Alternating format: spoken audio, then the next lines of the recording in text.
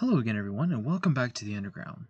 So, one of the questions we get most often around here is from people who are prepared with the basics, things like a normal Baofeng radio and a few other things like a comm plan or something, but they're looking to take their communications preparedness to the next level. So, today we're going to talk about some things that might help with just that. So up first we have a Baofeng repeater. So if you have a 2.5mm to 3.5mm audio jack cable and a couple of spare Baofengs laying around, you can actually make your own repeater from it. Depending on the legality in your area, may be something you might be interested in or not, but essentially how it works is how any repeater on Earth works, which is a radio transmits on a specific frequency, is picked up by one radio, is transmitted to the other radio via Vox, which then picks it up and transmits it on a different frequency to another radio somewhere else in the world. If you get a couple of these set up and and a couple of extended batteries for your Baofeng or even a wired setup for power and things like that, you can set up a pretty significant communications network. Also, this doesn't work just with voice, but with APRS as well. If you didn't want to use a Baofeng radio to dial into the repeater, you can also use it with APRS if you're so inclined. And to help illustrate the importance of having your own repeater, let's take a look at this mock-up of a city here. So let's just say, for instance, that you live right here. And let's say that a block or two away is another taller structure, such as this one right there, where the star is located. So if you were to put a repeater at that star location, what you could do is take your handheld radio or your directional antenna and point it directly at the repeater and use barely enough power to touch the repeater so that when it is picked up by the repeater and broadcast over a wider distance, you're able to get a much wider spread for your information. That way, all your people out there throughout the city are able to hear the repeater, but not hear exactly where you're transmitting from if they were trying to direction find you. So that can be very, very useful, especially if someone comes in and is trying to direction find communications in the area to find out where like ham radio operations are occurring or from where communications are taking place. This is very beneficial because someone who is going to have an aerial asset in order to help locate a ham radio tower, well, they're most likely going to find the repeater. The repeater is going to be taking the attention away from your actual handset transmission. And this is very, very useful. I can remember personally spending a lot of time tracking insurgents in other nations and trying to find out exactly where they're coming from, only to find out that we've been orbiting a repeater for a while. So this is something that is very useful to do if you're trying to remain a little bit more covert. Also, this helps in the world of electronic warfare and jamming. So, if you've checked out our other content on radio direction finding, you'll have a better explanation of how jamming works. But suffice it to say, the short version is that jamming is not an end-all be-all. People tend to think that you flip a switch and everything is jammed all at one time and it can't be unjammed. Well, that's not really true. Jamming is all reliant on power levels. So, say you're transmitting at, say, 1 watt of power to reach your repeater network. And the jammer picks that up and is going to transmit on just enough power to shut you down and overcome your transmission. Well, then if your radio can transmit it, can be programmed to transmit at a higher level, you can boost that up to maybe 2 watts. And of course, the cycle continues until either you or the jammer gives up and has no more power left to give, right? So usually the jammer is going to win in this case, but if you're able to stick with the least amount of power required to transmit your message, you're going to be more resistant to things like jamming. Up next are sound-powered telephones. Now, we have a specific episode dedicated to talking about sound-powered and field telephones and their usage in modern war. But the short version for this sort of recap primer on advanced communications is we can jump back and use a century-old technology in a modern world. As the United States Navy has figured out, they learned their lesson the hard way with the attack on the USS Cole, and again in 2017 with the USS Fitzgerald collision. Exactly the power of sound-powered telephones, telephones that rely on nothing but a wire to make that communication work. So sound-powered telephones, while they are an archaic technology, they can most certainly be used. Up next are hidden/improvised antenna, and this is something that we've touched on a little bit before, but I think that this is kind of a unique situation, something that the ham radio community is not necessarily equipped to handle at this particular moment. So the ham radio community is very, very good. There's a very small subset of ham radio operators who are operating in protected areas, or areas like HOAs, where you're not allowed to have an antenna up in your yard. So they create these things called stealth antennas, and those are great. That's essentially what we're talking about. However, stealth antennas can also be a huge giveaway to activity based on a relatively new technology. New is in the past 20 or so years. Technology that has made it very, very easy to find things like radio antennas. And this is the technology, this is what we're talking about. Now, I must caveat this and say that, once again, this is a technology that's very, very highly controlled by the U.S. government. Usually it's used to find things like, IEDs and other troop movements and things like that. But we were able to find patents on it, as well as a Russian company that does the same thing, so we figured that we wouldn't get in too much trouble by talking about coherent change detection. So coherent change detection is a synthetic aperture radar type system. Basically, it's a very, very accurate radar image. An image that that can be taken that is so accurate that it can detect things like human footprints on dirt, or things like wires strung up in the air. And the way it works is an aircraft or a platform flies a specific pattern in the sky over a specific area, taking a bunch of these synthetic aperture radar images. And a couple of weeks later, or some time period later, sometimes a couple of days, sometimes a couple of weeks, they'll come back and fly the exact same pattern. And what they'll do is compare the images. And this is where we get things like detecting things like human footprints. This is also how we detect things like missile sites being constructed or moved, or hidden areas where we can't see the camouflage, but we can see the human footprints leading up to a small little hidden area. Things like that. But it can also be used to detect someone who throws, say, a ham radio antenna up in a tree during an emergency. So that's something to keep in mind as well, is that you can camouflage your antenna, but it's very easy to find if you have the right hardware. So improvising antenna from large metal structures would probably be a better idea, such as warehouses.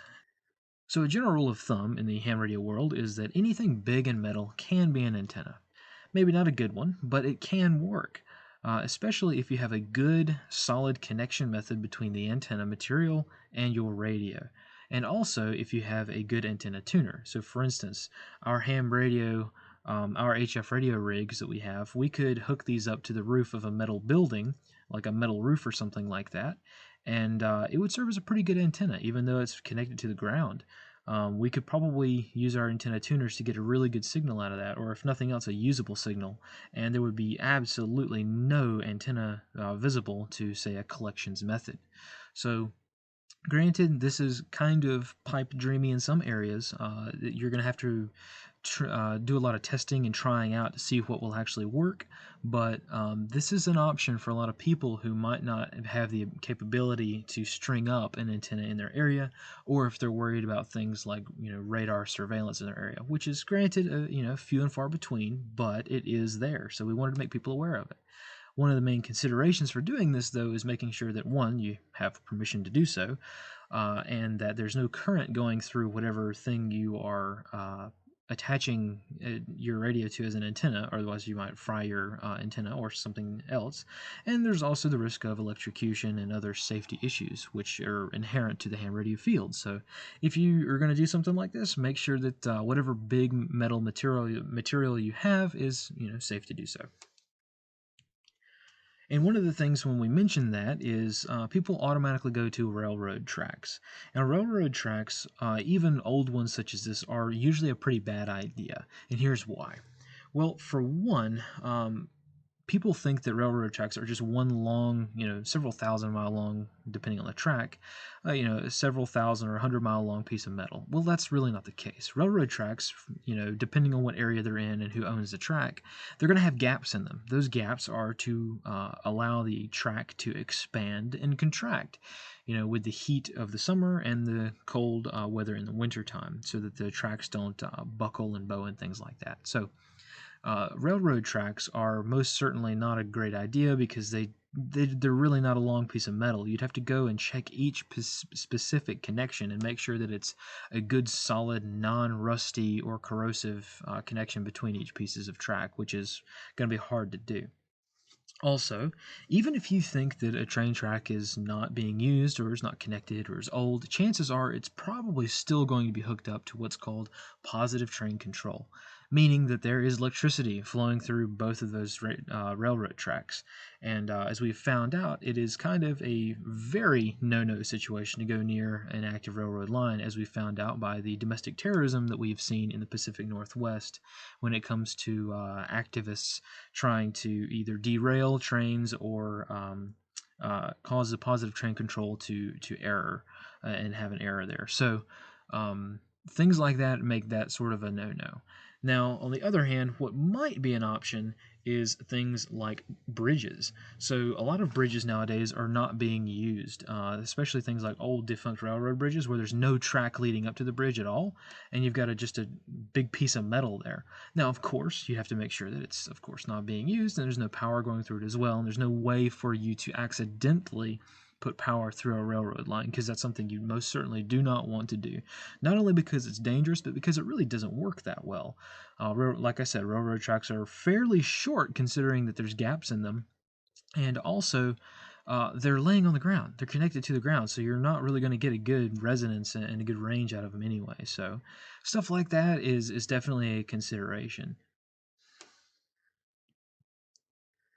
And then moving forward into a more modern era, we have things like laser communications. So, NASA and other space agencies for a few years now have been working on laser communication systems. Really, ever since the 60s, we've been fascinated with putting lasers into space as a communications method. And we even, for a time period, had laser mirror reflectors on the moon so that scientists back on Earth could bounce laser signals off and more precisely measure the exact distance between Earth and the moon. So things like that have been around for a while, but lately we are seeing a lot more sort of indie articles come out about how to build laser communication systems. And laser communication systems are being able to send a message along a beam of light rather than a radio signal have a lot of potential upsides, meaning that you could have purely directional communications, communications that can't be intercepted unless you're physically between the 2 points, and even then, it's easy to determine interception. So, stuff like that would be very cool to develop, and we're certainly working on that here at our end. Um, it can be done very cheaply. It can be done a little bit more expensively, but we're definitely looking into things like laser communications. And also, moving from space age back to some of the oldest forms of communication on Earth, we have tap code and Morse code. Basically, these are the most timeless and simple communications methods that we know of. And for those of you who don't know who the gentleman on the screen is, this is Admiral Jeremiah Denton. Admiral Denton he was one of the earliest POWs during the Vietnam War, and his story is very unique in that he was as of course being tortured daily by the North Vietnamese, but he was also essentially a political prisoner since he was such a high-ranking officer. But during his interrogations, naval intelligence was able to determine that he had some kind of issue with his eyes when he was speaking to the Japanese war correspondent who was interviewing him for propaganda purposes. Um, they noticed that he was actually blinking something, and actually he was blinking out a message. So this is exactly what the message was.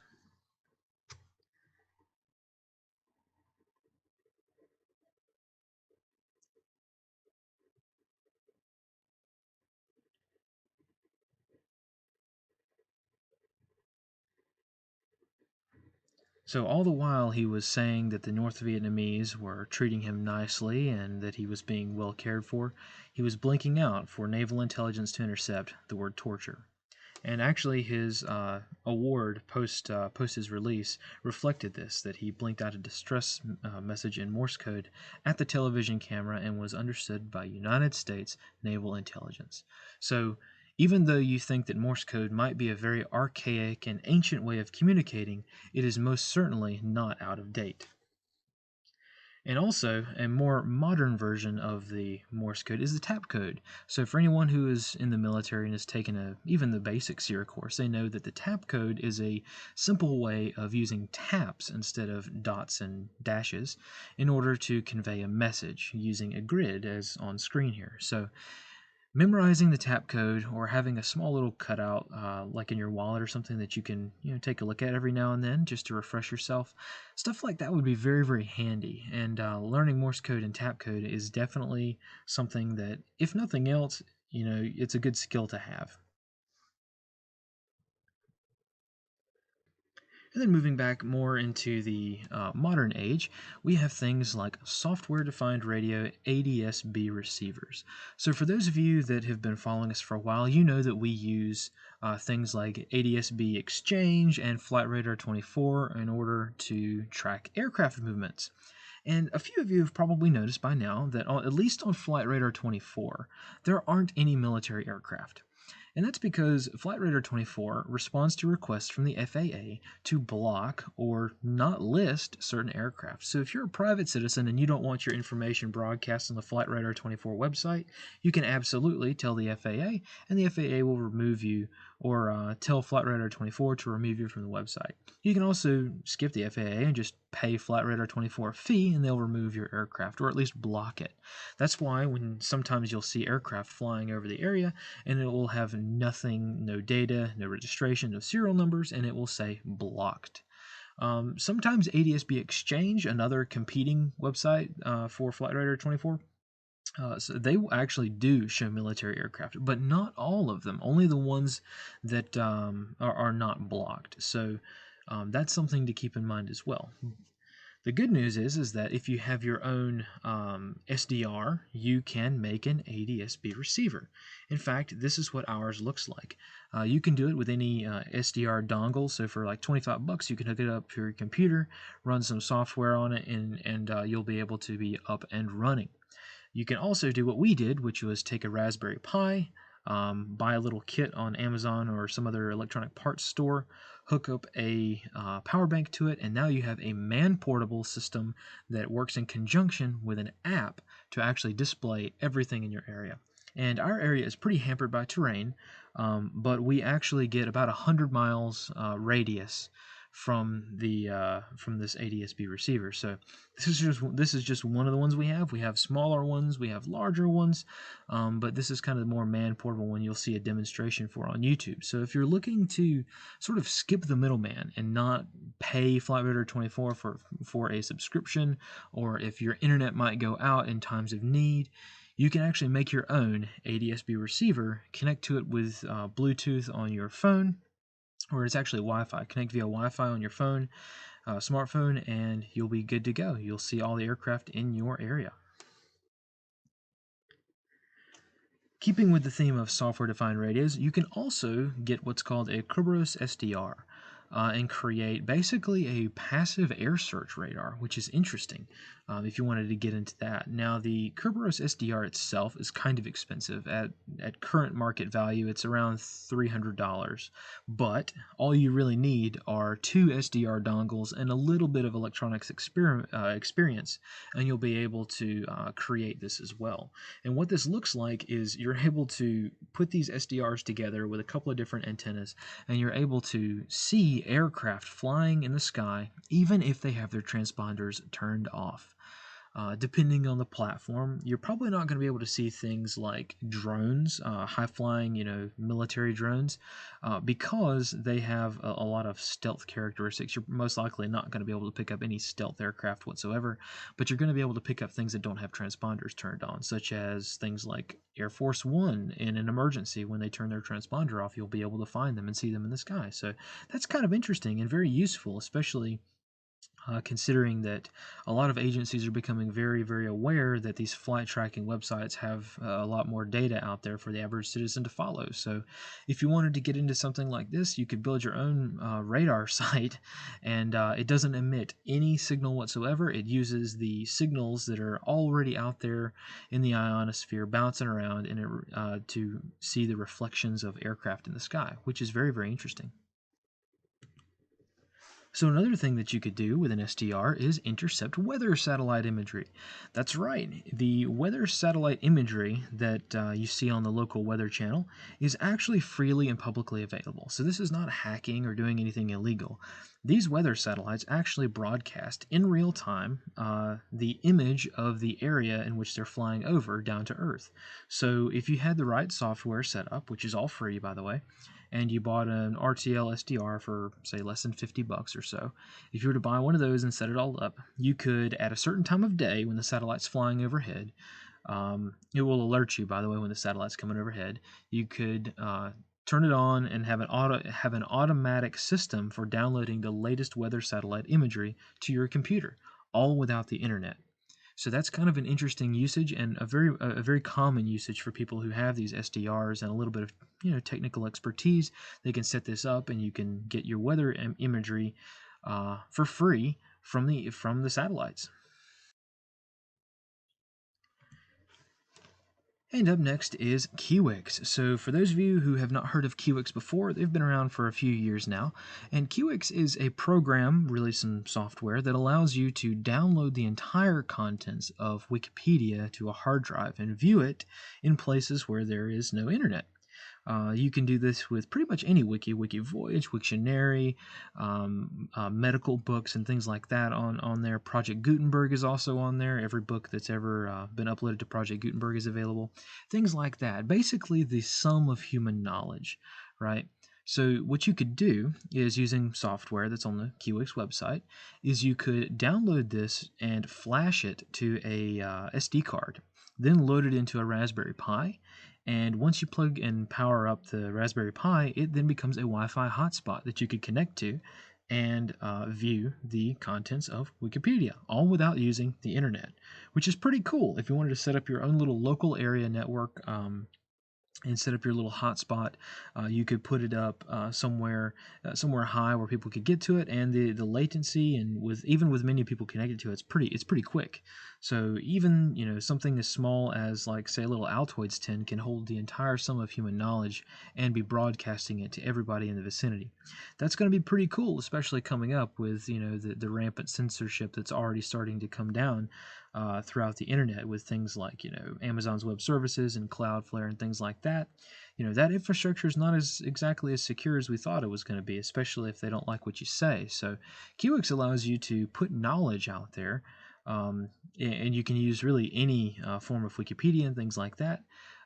So that you're not reliant on a system that might be changed. So we're currently using an image of Wikipedia from late last year, before all of the censorship stuff kicked off and before a lot of Wikipedia articles got changed.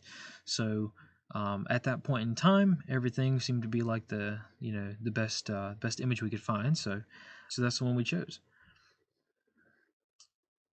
So you could choose any image you want, and then flash it to a Raspberry Pi, and then you could be walking around town, giving people free Wikipedia as you're sitting at the coffee shop or something like that. So one thing that we are super stoked about is LoRa Radio, or LORA Radio, specifically via an app called Meshtastic. So a lot of you have heard about us talk about things like Gotenna, and Gotenna is a great tool. It's an off-grid mesh communicator that allows you to communicate with somebody else and share a lot of data without an infrastructure being around. And basically, this bringing a smartphone and your device right here, you can create your own grid and communicate when there's no one else around. So that's a really awesome feature. We've implemented the Gotenna devices into our own emergency plans, and we use them pretty much daily for a lot of stuff.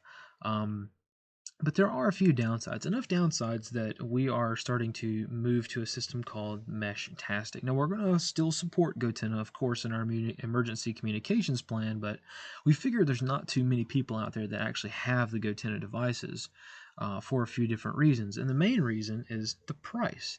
These Meshtastic devices, specifically the TTGO T-Beam board, can cost anywhere from $25 to $35. The ones we have are $25, and you can get them shipped from China or any retailer such as Walmart here in the States for pretty cheap. So we are using the 915 megahertz versions of the TTGO T-Beam board, and they're working out great. And as you can see, these particular versions are $35 a pop, but we actually got ours for 25 because we soldered on the board, the LED, the OLED display ourselves. So let's talk a little bit more about this Meshtastic thing. So Gotennas are, like I said, are great, but Gotennas use a lot of flashy advertising and stuff to essentially come out and say they're using the MERS network. So the Gotenna devices are essentially a small little repeater network and a little computer built in that transmits your message, encrypted, by the way, across the MERS frequencies. Now, this is good and bad. Good because it's open source and you don't need a license. These frequencies are free for anyone to use in the United States. But that's also bad because they're free for everybody to use in the United States. And in our area, MERS frequencies are heavily used. So you might see some interference. We haven't really had too much of an issue with that, but as far as we can tell, but it is a potential, right? A lot of people possess Baofeng radios that can transmit on MERS. Those are the Baofeng radios are the de facto, America, the radio of America now. And they can transmit on MERS, and a lot of groups are using MERS to get around having to buy a license. So Gotenna is the same way. Well, the Meshtastic devices are a little different in that these MERS frequencies make for not so great of a range. It's essentially just VHF radio. So in our particular area, range is subjective, right? Range is going to be different for everybody, but we get, depending on where we're at, 1 to 6 miles direct line of sight in our specific area, which is, southeastern United States, coastal region, more of a woodland type environment. So that's something that's not super, super great. And this has to do with the power that the Gotenna can put out, the fact that you can't add on an external antenna. Little things like this add up to make it basically a fixed system. If you buy the Gotenna, you cannot upgrade it or scale it at all. Also, they're very expensive, very, very expensive. So depending on sales tax in your area, you could be paying upwards of $100 per device to have a Gotenna. And you have to buy them in packs of 2. You can't just say, oh, well, you can join our group, or you're going to get one, get another family member on the system. It doesn't work like that. You have to buy at least 2. They don't sell them in packs of 1, which is kind of a bummer. So you're ending up spending $200 and potentially an extra $100 that you don't need, depending on how many family members you have and other people in your group. So that's kind of a bummer. The Meshtastic device is, like I said, pretty much better in every possible way. It's, of course, encrypted with the same encryption that the Gotenna devices use, but it's actually got a longer range. It's still line of sight, but from what we've been able to tell, for whatever reason, we've gotten significantly better range. And that's because we're putting better antennas on them. The antennas on these devices are plug and play. You could hook it up to a 100-foot tall tower, or you could hook it up to the little rubber ducky that comes with the board. Either way, you're going to get a better range than from the Gotenna, because you can mount the antenna somewhere else other than the device. If you're wanting to run one of these bad boys on your plate carrier or something like that, you could run the antenna using an antenna relocation kit to somewhere else, so just where it's a little bit better to transmit from. And because of this alone, we think that this is really the sole factor, is that we're getting 10 plus miles from these devices simply because the antenna is upgradable. It's using a little bit less power than the Gotenna, but its actually range is much more significant. And theoretically, a lot of people, especially in Europe, where these sort of have a stronger base than here in the States, people are regularly getting 30 miles out of these devices. So there's that. Also, it's easily scalable. Just like you can replace the antenna, you can replace the battery, which is great because one of the things that we personally run into with the Gotenna is that the battery runs out after about 24 hours. And we have to sit there and charge it via a power bank, which is fine for most people, but a power bank is something that is going to get a lot of use. So a power bank for us is used to charge things like camera batteries, surveillance equipment, mobile phones, and things like that. I don't need another device that I have to charge via USB. Well, the Meshtastic device, you don't need a USB. You can just swap the battery out. So it takes a normal 18650 battery, which is what a lot of tactical flashlights nowadays take. So if push comes to shove, you could take the battery out of your flashlight and swap it over to your communications method. That modularity is completely invaluable to us because it's such a scalable and modular system. Also, it uses far less power than the Gotenna device. The Gotenna device, we're getting about 24 hours before it's completely dead in the water, whereas from the LoRa device, depending on how much we use it, we can get from a few days to as much as a week. Now, of course, your message latency is going to go up, so you're not going to get messages instantly like you would with the Gotenna, but your device can communicate for several days, as much as a week. And like I said, you can also solder on additional 18650 batteries in a battery holder, and that would work just as fine. Also, the software on board the Meshtastic is open source. That is a huge thing for us because we're able to make sure that the community thrives and grows. Whereas the Gotenna stuff is not really open source. It's heavily controlled by the makers of Gotenna, and we're dependent on them for software releases. Whereas the Meshtastic, if the main people making the Meshtastic updates and things like that, if they go out of business or if they stop making updates, the code's out there, so somebody else can take up that torch. But really, the biggest feature is that it's $35 per unit, or in our case, $25. Right now, they're around $25, but at the worst case, they're $35. So we'll stick with $35. So you can buy really 3 times as many or 4 times as many these LoRa devices as one single Gotenna. So you can either buy one Gotenna, well, really you can't buy one Gotenna. Like I said, they only are sold in packs of 2. So you're talking about buying potentially 8 of these Meshtastic devices or 2 of the Gotenna devices. So I think that that cost factor alone makes it very appealing. Also, the fact that in the United States, the frequency that they use is 915 megahertz, 915 megahertz. That's very important because most handheld radios cannot transmit on 915 megahertz, and this is a very special frequency that's also allocated for usage free to the public. So you don't need a license to use these, not at all, as long as you stay on 915 megahertz in the United States. In other countries, it's different, but here we're using 915, and you don't need a license to use it. And also, most handheld radios, most radios in general, can't pick it up. So that's also very useful. It's not going to stop your government surveillance and stuff like that, but considering these are using essentially burst communications, low power burst communications on a frequency that's not normally monitored, that can be a huge boon to security as well. One thing to remember, though, is that the Meshtastic system is more or less in the beta stage. You're going to have some technical proficiency. You're going to have a little bit of experience, and you're going to have to put in a decent amount of work. Whereas the Gotenna devices, you buy them online, you charge them up, you connect to the app, and you're done.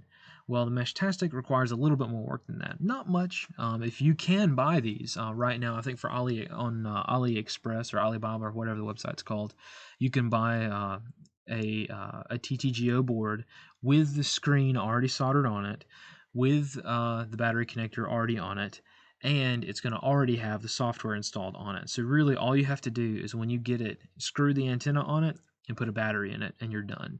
So if you're willing to do that, this might be an option for you. You don't need to be a sort of expert with electronics to be able to use one of these devices. You could if you wanted. If you wanted to spend a few dollars less per device, you could solder the screen on yourself and you could install the software yourself. But right now, for around $35, you can get the whole kit where all you got to do is pop in a battery and the antenna. So that's something that's pretty easy to do, and it's something that we are definitely investing in for the future.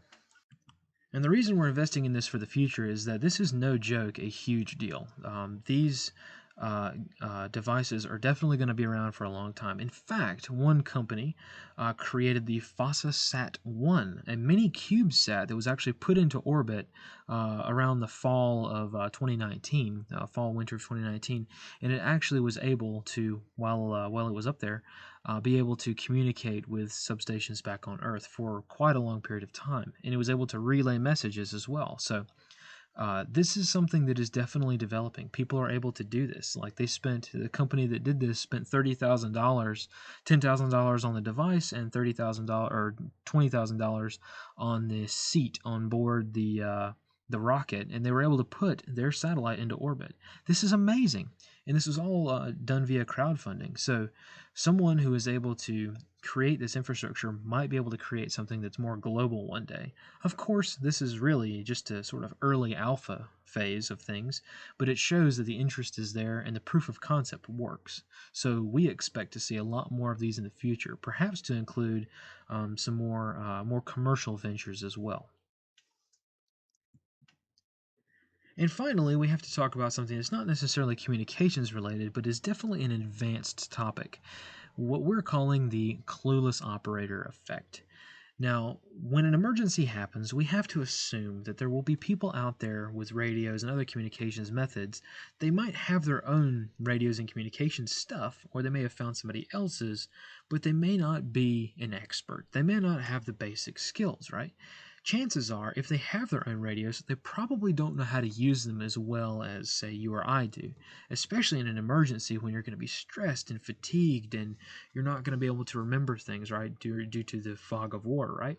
And chances are they're most likely not going to be able to program their own radios by hand. They're probably you might also run into people who have nothing to do with radios. They know nothing about radios except for what they see on TV or in video games. We're also going to have to assume that there's going to be a lot of people out there that, despite purchasing, say, like a Baofeng radio on Amazon, they probably don't have the ability to charge their radio's batteries. So they're not going to be able to talk to you for very long, chances are. And also, we have to assume that there might be people out there that don't have the ability to transmit, but they can hear blind transmissions, right? That's why most of our communications plan, like our comm plan, our comm card, is really one-way communications. We're going to be able to give people information in a very quick and concise manner so that they can hook up with us later, right?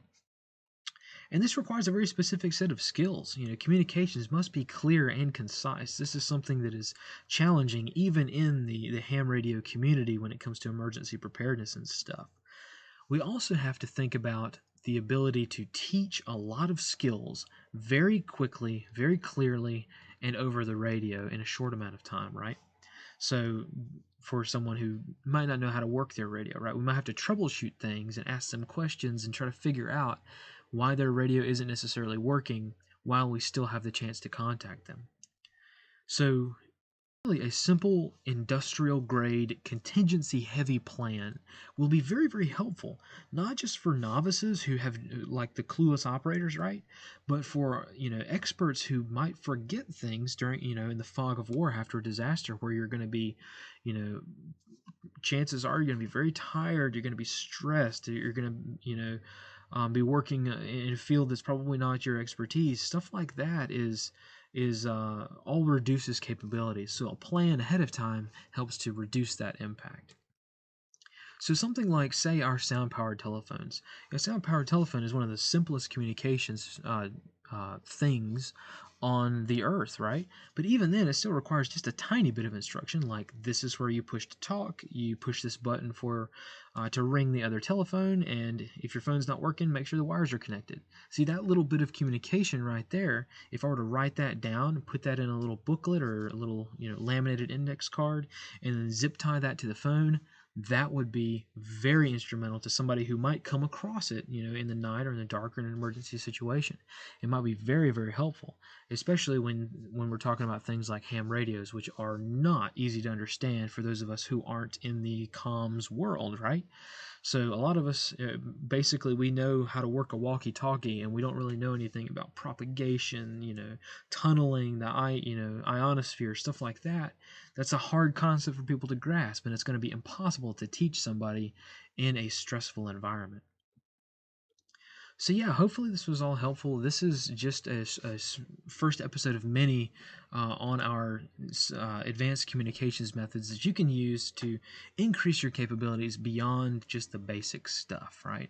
I think we're finding out by now, with all the mass censorship out there in the world, that we're having to create our own infrastructure in a lot of cases, and we're having to get smart on topics that previously we've had the luxury of not relying on. So right now, we're trying to increase capabilities for everyone and bring good information to everybody's communications plan.